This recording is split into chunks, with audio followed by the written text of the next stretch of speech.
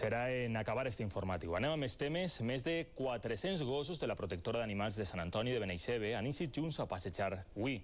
Alguns era la primera vegada que tornaven a xafar el carrer després de molt de temps. Voluntaris i professionals han participat en esta iniciativa que serveix per incentivar l'adopció d'estos animals.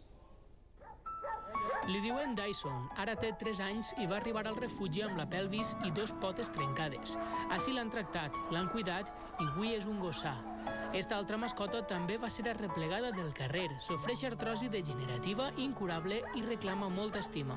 Margarita apenas té un any i va arribar al refugi farà uns 20 dies. Va entrar malalta, però en uns mesos estarà recuperada i a punt per adoptar. Com ells, més de 400 cans esperen en este refugi de la protectora d'animals de València una família que els doni l'estima que necessiten.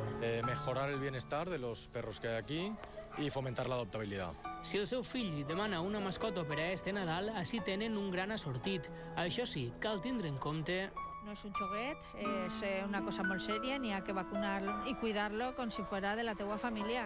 Tots han sigut arreplegats del carrer i han arribat així malalts.